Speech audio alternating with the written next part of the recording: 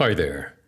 You are listening to the Common Action Forum's monthly podcast, where we look for alternative narratives to shape a better world.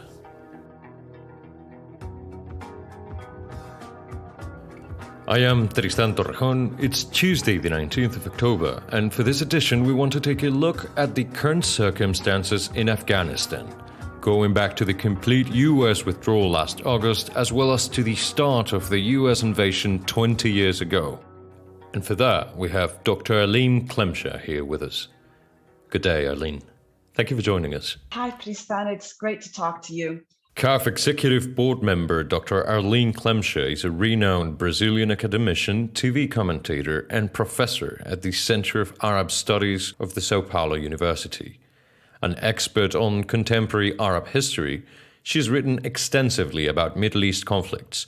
Between 2005 and 2015, she was a member of the Coordination Committee of the UN International Coordinating Network on Palestine. So, Arlene, after weeks of constant media coverage, Western interest in Afghanistan has finally started to dwindle, let's say. We've witnessed all sorts of dramatic scenes, and yet the Taliban regime still claims no one has nothing to fear, downplaying the summary executions that have already happened and the fact that women still cannot go back to their jobs. But Afghanistan is in the middle of a grave economic and humanitarian crisis, and Western countries so far have refused to channel aid. We keep asking ourselves if the Taliban government is going to be any different from the one in the 90s, but can they really afford to be the same, given the circumstances? Well, that's precisely the question. You know, what you've outlined there is the idea that maybe through foreign aid, through promises of engagement with the Taliban government, which is in need of international recognition and of investment to be able to run the country, if maybe they could be in any way pressured to concede to those issues of respect to human rights, women's rights, and so forth. However, we do have to see that the Taliban is a very diverse group with many inner divisions, and that probably explains the initial declarations trying to guarantee that they would form and conduct a different government from the one in the 1990s. But it is the old guard leading the cabinet, and that we do have to keep in mind.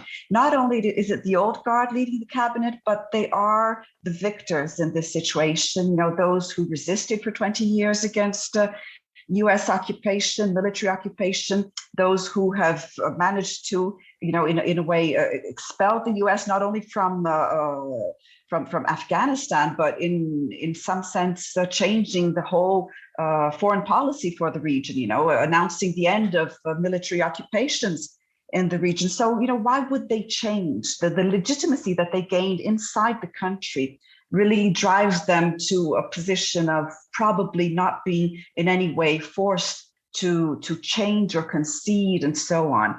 Now, this is very alarming because Afghanistan is in dire need for help, for investment, for aid. Already when the United States were present and they answered for 75 to 80% of the Afghan budget. Already in 2020, the situation was of almost half the country living under the poverty line, with unemployment actually above 10%, you know, at around 11% in 2020, let's say, and very low payments. You know, 35% of the working force receiving less than $1.9 a day. And another indicator was child mortality. You know, 6% of newborn children died before the age of 5. That's you know, a very difficult situation already, with the U.S. Channeling so much funds into the country. Now, with the U.S. withdrawal, there's no perspective for any country or group of countries managing to really fill the gap as a whole, although a few countries do engage, very few actually at this moment. China has promised a $31 million aid to Afghanistan, including COVID vaccines. Qatar has also been funneling aid, and Pakistan. Russia also engages with the new Afghan government in a different sense, probably not with the same aspect at all as China will. With Chinese interests really being on a very high level inside Afghanistan, mineral exploitation. The whole economic project of China for the region will include Afghanistan for sure, but it would be very difficult to not see the country at this moment, in this stage, face a very dire situation, and the population facing probably famine, in unprecedented rates, actually. And this really leads us to a few last considerations, as Tristan, because on the one hand, the Taliban had already been engaging with the flow and guaranteeing the flow of aid to several regions that were under its control throughout the past 20 years. So why cannot this continue happening? The second thing, which is also very cynical in all this, from my point of view, is that although it is so important to to uphold groups that are working for human rights and women activists and women active on the internet, on the social media, and upholding their rights, and not isolate the Afghan people, those who are defending their own conquests in terms of human rights and so forth. So although it's really important to have this in mind, to keep engaging with these people, not forget them at this moment, it's also very cynical that suddenly the West will not engage with this government. If you compare this to the engagement Western countries, European, United States have with Saudi Arabia, for example, which is equally or even more aggressive towards human rights in the region. So finally, all these indicators tend to show, to draw a scenario in which it's very difficult to see a Taliban ceding to pressures that will possibly try to channel through humanitarian aid. Second, sanctions would probably work even worse in trying to, uphold certain aspects of this government of respect to human rights. So sanctions have never worked in the past, didn't work towards Saddam Hussein, who got stronger and stronger while those were upheld. And Iran is another example. Also, with the comparison with Iran, I think we should remember that the assets that the US have frozen from the Taliban, 10 billion US dollars that mainly from the Afghan central bank that are frozen, they already work as sanctions. It's a type of pressure to, and the US has clearly said that it will depend on the Afghan government to build the trust to be able to unfreeze these assets. But if we compare this to the Iranian case, after the Islamic Revolution in 1979, Iran also had millions in US dollars frozen for decades. So this could also in Afghanistan go on for decades and decades. So all this really builds up to a situation in which the population is the one that has to lose, is the one that is being victimized in the end for the situation. And the government could hardly at this moment be effectively motivated to change, to implement a government based on human rights and for the respect for international law because of any kind of promise of international aid and donors and funding and so on. So the Taliban have regrouped and stayed together for the last 20 years, despite an intense crackdown on an enormous array of ineffections. There's been a generational replacement of sorts. Some analysts claim this has to do, among other factors, with this narrative of a small resistance fighting against an all-powerful oppressive invader. And while it is true that with US backing we've seen a blossoming cosmopolitanism in cities like Kabul, war has claimed the lives of countless civilians over the years in all of the country. If we know foreign intervention's been key for the Taliban's historical development and their return to power, my question is, while we strongly condemn the rise of this authoritarian extremist regime, do you not think it's oversimplistic and kind of hypocritical to brand them as an illegitimate government? After all that's happened in the last 20 years, how can we interpret Taliban legitimacy in modern-day Afghanistan, Arlene? You see, the US had a motive, an argument to invade Afghanistan in 2001. But in fact, they did this as an act of vengeance, not as a consequential strategy to combat terrorism. And then, even after the fall of Taliban, which happened reasonably quickly, as part of a foreign policy strategy to try to reshape the region as a whole, they stayed for the 20 years, and this has failed terribly.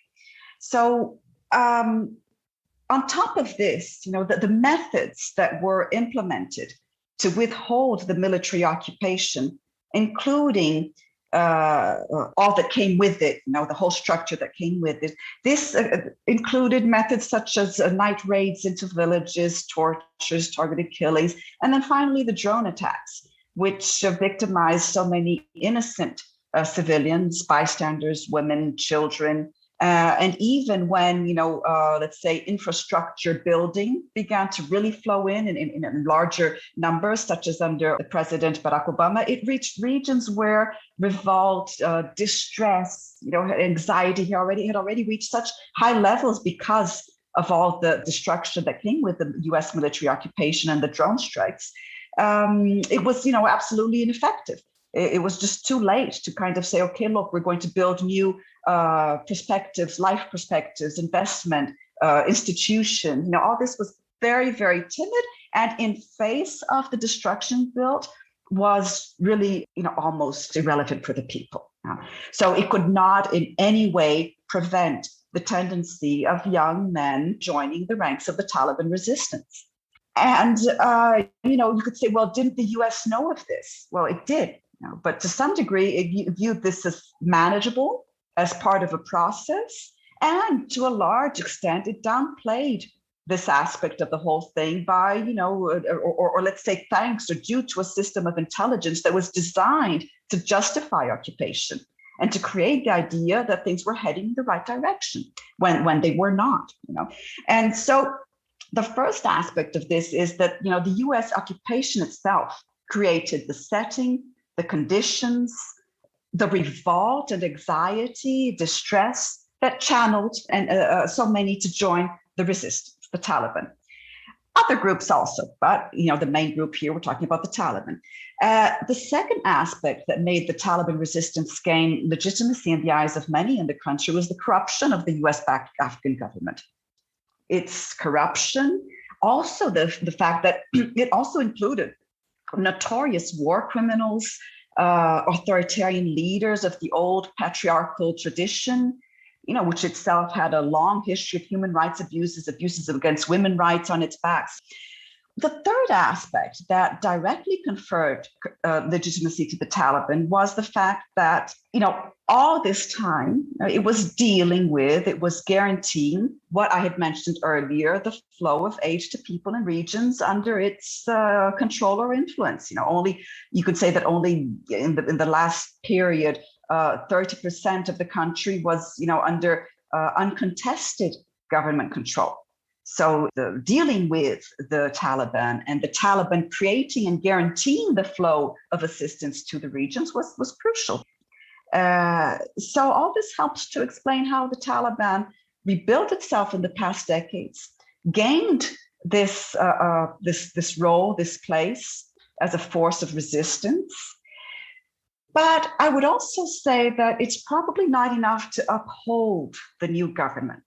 So legitimacy will have to be gained anew as a government, or it will be a repressive authoritarian rule.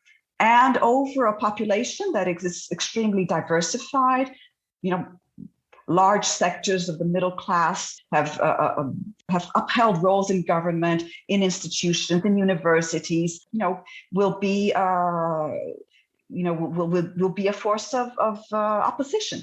Even if it is silenced for a long period, it will be a considerable force to deal with for the Taliban.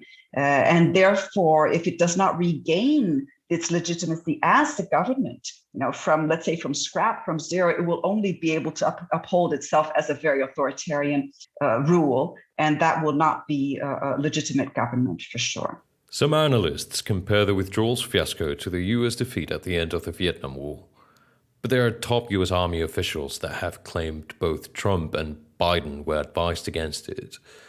Has anything really changed with US foreign policy, though?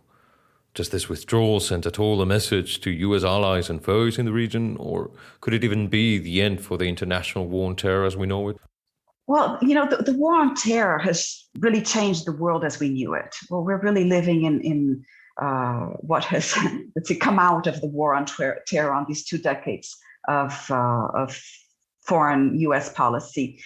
Not only did it lead to decades of military occupation of the Middle East and a huge boom in the military industry, military contractors, and so forth, but also inside the US, inside European countries, this whole idea of the fear of a menacing, penetrating, almost invisible other that has been fabricated or extremely augmented after the attack of 9/11, which of course was quite real. But after all this came about, the US policy has built on this idea of an impending threat, fear, of urgency, that has an idea of an urgency that's been created upon all this. And this has been used to justify the authoritarian transformation of fundamental democratic institutions, not in the Middle East, but inside these countries themselves, the USA, European countries, the European Union, in the judiciary, the prisonal system, and also this absolute rise of the surveillance, justified in the name of protection, of the need to protect oneself against this, created idea of a huge imminent threat. So this also included an almost schizophrenic shutting out of immigrants in countries, by the way, such as the US, that were precisely built upon the historical flow of immigrants. So today, the war on terror, it has not ended in any way. I mean, what ended in terms was foreign occupation so far. That was what ended, and that was exactly what Biden announced in his speech on the final moments of withdrawal that was going to end, and that was what has changed. It's foreign occupation, which is so costly and brings about so many complicated consequences. But the war on terror, as a strategy, as a justification, it has not, as a policy, it has not ended. And it has left us with a very worrying corrosion of democratic institutions in Western countries and a new rise in authoritarian regimes, groups, tendencies in the Middle East.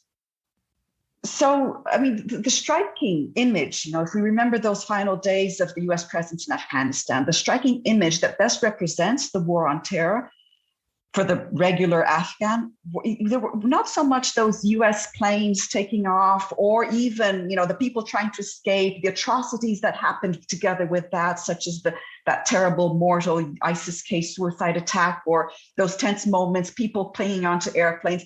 Those images were very strong.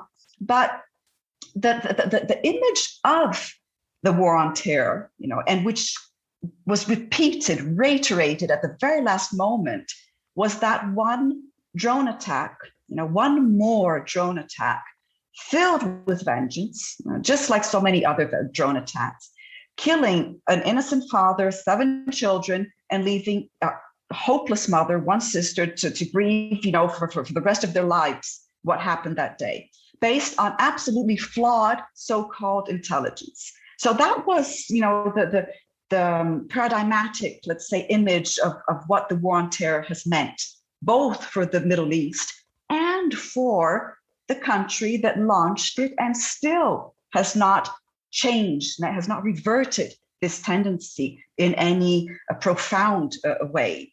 So, and precisely Biden promised to continue dealing with the threat of terrorism from the outside. With what he called, the help of intelligence, so this flawed intelligence, drone attacks, these terrible drone attacks. So this doesn't really change fundamentally the situation, not in the Middle East, which from which the U.S. is withdrawing as a whole, or inside the United States or other democratic countries that have been partners with the U.S. in all this. And you asked about the message. The best message this leaves is that anyone in the region would be better off avoiding the United States engagement altogether. It has brought very many problems together with it. Other than financing and, yes, creating conditions for the study of women and so on. We cannot deny all this. But I also tend to look at these conquests in terms of human rights, women's rights, as historical, 1 century long conquests that were achieved by the people in Middle Eastern countries, Arab or Islamic countries. In the 1920s there was an important feminist movement in Egypt and other countries. In the same period, there were important movements, for and defending and discussing the freedom of ideas, of speech, of representation. Books being written against authoritarian rule, like by Kawakibi, the Syrian intellectual of the beginning of the 20th century. And the same goes for Afghanistan. So these tendencies, of the people in the region asking, demanding, and building their own movement for rights, for freedoms, and so forth, it has not been taken to the region by the U.S., even if, to a small extent, the U.S. presence and the U.S.-backed government have permitted, schooling for women. But this is not the whole picture. The whole picture is actually something much deeper. And it is what we've been talking about. It's about, fomenting and giving legitimacy and building up and rebuilding the resistance against U.S. and Western presence in general, which finally has been, taken on by the Taliban itself and by other radical or authoritarian groups. So at this moment, when the U.S. ends its last important occupation in the Middle East, leaving, by the way, one occupation intact, which is the Israeli occupation of Palestine, which one can say is like the last one that is being upheld in the region. At this moment, when it's shifting its concerns to East Asia, that's what the U.S. is concerned about now. That's where it's focusing its attention on. So hopefully this may bring an opportunity at the end of the day for the Middle East.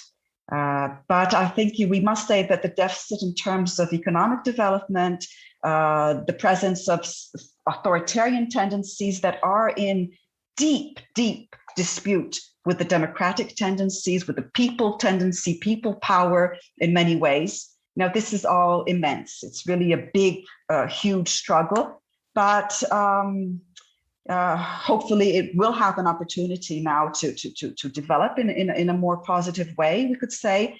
And finally, it is, as you mentioned, a historical deficit from 200 years of Western colonialism. And it's in that big picture that we have to really understand and see where we stand at this moment.